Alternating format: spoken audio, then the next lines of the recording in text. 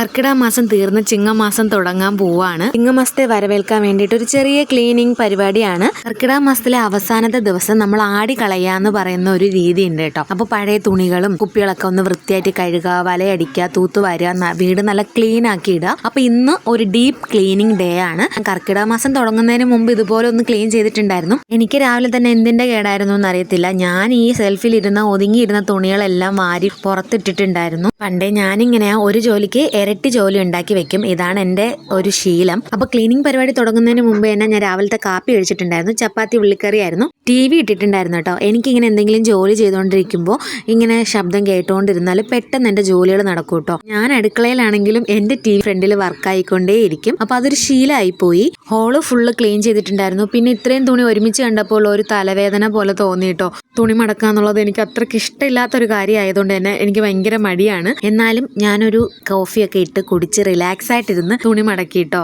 അവിടെയും എനിക്ക് 8ന്റെ പണി തന്നെ കിട്ടി. പാല് കാച്ചാൻ വെച്ചിട്ട് ഞാൻ വേറെന്തോ ജോലി ചെയ്തുകൊണ്ടിരുന്നതിനിടയിൽ പാല് തിളച്ച് പൊങ്ങിയിട്ടുണ്ടായിരുന്നു.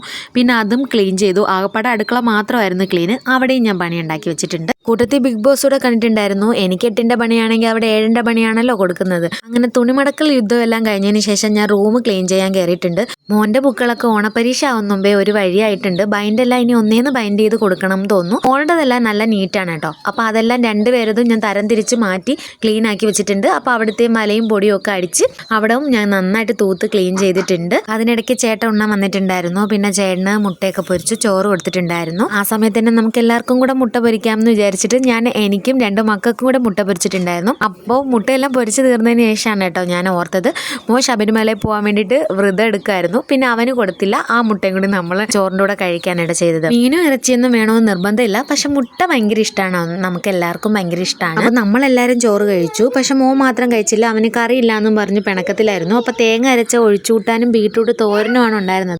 ഇടയ്ക്കിടയ്ക്ക് നല്ല മഴയുണ്ടായിരുന്നു കേട്ടോ. ഇടയ്ക്ക് പെയ്യും, പിന്നെ വെയിലാവും, വീണ്ടും പെയ്യും. അങ്ങനത്തെ അവസ്ഥയായിരുന്നു. പിന്നെ ഞാൻ നിർബന്ധിച്ച് തേങ്ങ അരച്ച ഒഴിച്ചുകൂട്ടാനും പപ്പടം ഒക്കെ വെച്ച് വിരവി വാരി കൊടുക്കുന്നുണ്ടായിരുന്നു.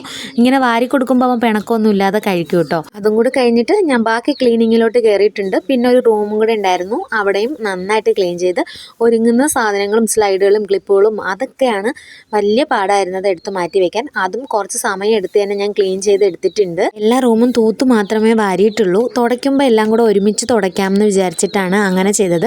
പിന്നെ ഇതിനിടയ്ക്ക് കുറച്ച് പേപ്പറും കാര്യങ്ങളൊക്കെ ഉണ്ടായിരുന്നു. അത് ഞാനങ്ങ് തീയിട്ടിട്ടുണ്ടായിരുന്നു. പ്ലാസ്റ്റിക് എടുക്കാൻ വേണ്ടിയിട്ട് 2 ആഴ്ച കൂടുമ്പോൾ കോർപ്പറേഷനിൽ നിന്ന് ആള് തരും കേട്ടോ. അപ്പോൾ 100 രൂപ നമ്മൾ അടയ്ക്കണം മാസം. അപ്പോൾ അങ്ങനെ എടുത്ത് മാറ്റി വെച്ചിട്ടുണ്ടായിരുന്നു. അതെല്ലാം അങ്ങനെ കൊടുക്കാമെന്ന് വിചാരിച്ചിട്ട്. പിന്നെ സ്റ്റോർ റൂമും നന്നായിട്ട് തുടച്ച് വലയൊക്കെ അടിച്ചു. പിന്നെ ഏറ്റവും വലിയ ഒരു പണിയെന്ന് വെച്ചാൽ ഫ്രിഡ്ജ് ഇത്തിരി അലങ്കോലമായിട്ട് ഇരിപ്പുണ്ടായിരുന്നു. അങ്ങനെ ഫ്രിഡ്ജിലുണ്ടായിരുന്ന സാധനങ്ങളെല്ലാം എടുത്ത് പുറത്തിട്ട് ഫ്രിഡ്ജിന്റെ അകം ഒന്ന് തുടച്ച് എല്ലാം ഒന്ന് കഴുകി എടുത്തിട്ടുണ്ടായിരുന്നു. ഓൾറെഡി പാത്രം കഴുകാൻ കുറച്ചുണ്ടായിരുന്നു. ഡീപ്പ് ക്ലീനിങ് അല്ലേ, അതുകൊണ്ടൊന്ന് മിക്സിയും ഗ്യാസിന്റെ പുറവും ഒക്കെ തന്നെ കഴുകി ഒതുക്കിയിട്ടുണ്ടായിരുന്നു. പിന്നെയുള്ള ജോലി തുടയ്ക്കാന്നുള്ളതാണ്. ഞാനും മോനും കൂടെയാണ് കേട്ടോ എല്ലായിടവും തുടച്ചിട്ടുണ്ടായിരുന്നത്. ഈ വീഡിയോ എല്ലാവർക്കും ഇഷ്ടമായി എന്ന് വിചാരിക്കുന്നു. പുതിയതായിട്ട് അറിയുന്ന ചാനൽ കാണുന്നുണ്ടെങ്കിൽ ഒന്ന് സബ്സ്ക്രൈബ് ചെയ്ത് സപ്പോർട്ട് ചെയ്തോളൂ. മറ്റു വീഡിയോ വരെ എല്ലാവർക്കും ടാറ്റാ ബൈ.